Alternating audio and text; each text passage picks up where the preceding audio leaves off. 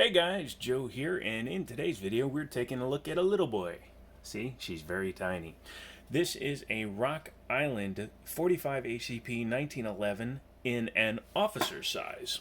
Let's go ahead and drop the magazine and show you that she's unloaded.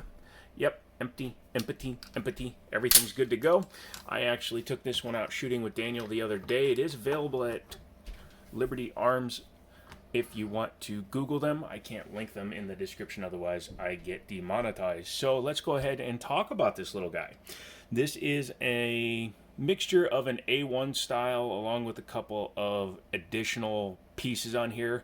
So it has fixed sights, just standard blade and notch sights, an enclosed trigger. It's a short trigger, it's not a long trigger, but it does have a beaver tail with a skeletonized hammer, but regular A1 style serrations, regular A1 style single-sided safety, and a standard slide lock slide release. But it also has G10 grips on it. So it's kind of an amalgamation of a few different things, and it's a really nice piece. And in fact, this one might be already spoken for, not by me, but by the owner of the company. Rock Island, as you know, makes more 1911s than any other manufacturer in the world, period. Nobody makes more 1911s or more variants of the 1911 than Rock Island. This one is finished in it kind of looks green on footage. It's kind of a green-gray Cerakote that they put on there, and it looks pretty nice. It is a bushingless style since it's not a Commander or a full-size. It does not have a front barrel bushing, and the guide rod is actually part of what holds the whole thing together, and you'll see that when we go to take it apart. Exterior wise, you have your standard mag release right there, and this one came with one Rock Island branded magazine. They are drop free. This one is a 7+1 magazine. As you can see, it drops free, no problem. This is an 8+1 for a full size or a Commander, and as you can see, it does fit, but it sticks out just a little bit because of that extra round. That's normal, that's fine. You can run regular magazines in there for your backup if you want.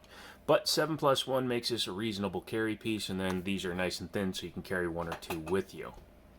Does have a polished top to the barrel in the extraction area, the ejection port, and otherwise it's mostly monochromatic.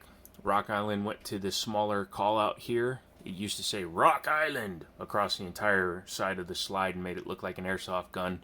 Thankfully, they got away from that. This is still a 1911, so it is a single action only pistol. No external, I was about to say no external safeties, but the two that are on there.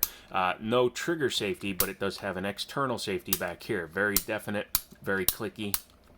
You can easily tell when you sweep it on or off. It also has the standard grip safety, or beaver tail safety, since this is the long extended version of the old grip safety.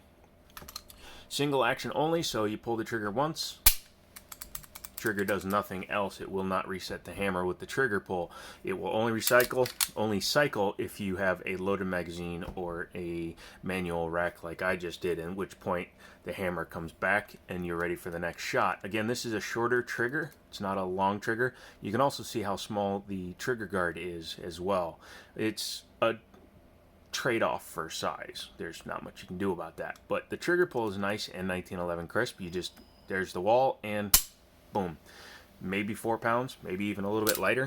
Reset is just as soon as you release some pressure, it pushes your finger right to the wall and right into the next shot.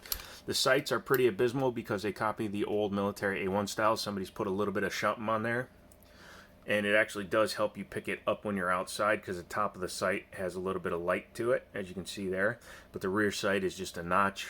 But this, at least the rear sight can be changed. This one needs to be milled out and either a dovetail placed in there, milled into the slide, or something else to change that front sight. As I was saying, it does not have a standard barrel bushing. The barrel is there and it's held in place by the guide rod spring / bushing that it has. So let's go ahead and pop the top off. It's a little bit more involved on these smaller guns. It's also very similar to what you have to do on some 2011 race guns because of how the front end of the gun is designed. But let's go ahead. Safety check, nothing left in there. Go ahead and lock the slide back for this part of it, because it may be really hard to see, and I'll show you when the barrel is off the gun, but there's a tiny hole. You see that there? right underneath where my finger's holding there, you need to stick a paper clip in that hole. Now they do make a specific tool for it, but a paper clip is really all that's required. It's just difficult to get in there because you have to also wiggle it in under the barrel. So this is the most fiddly bit. There you go. Once you have it in there, you can go ahead and, while making sure the paper clip doesn't come back out, drop the slide, and you'll see that it now it maintains tension on the spring. So you can bring the slide back to your normal disassembly spot. Standard removal of the slide lock slide release. Flip the gun over. There's your frame. And you'll see that because of the pressure, or because of the retention there on this is your bushing, it keeps the spring compressed so that the bushing can come all the way back, thus allowing you to take your barrel out. Like a lot of newer guns, you just go ahead and slide it right out. I said newer guns, and I'm not starting this video over. I meant like most 1911s, you just take it out the front. Now this gun has been fired. We tested hollow points and full metal jackets in it, and it did extremely well. Give it a quick wipe down while we're talking about it. It has the right style of barrel to be able to handle hollow points, and it's something I've learned over time. This angled cut, a beveled, you see how it's not actually extending past the end of the barrel, so I call it a beveled barrel. This is what's required to fire hollow points correctly out of a 1911 because of the angle. The ramp here feeds directly onto that without it having a long barrel that comes back here and forces the bullet to nose up into the back of the chamber, which is the problem with some 1911 manufacturers' guns, so that they actually jam when you put a hollow point in there. This gun does not have that problem. It fed hollow points, no problemo. This is a standard, probably actually 3/4 length guide rod. The back of it looks normal, and the spring is the main difference along with this bushing. If I were to take the paper clip out, it would fly off, so we are not going to be doing that today.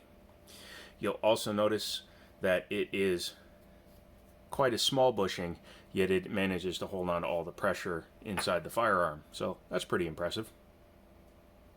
Yeah.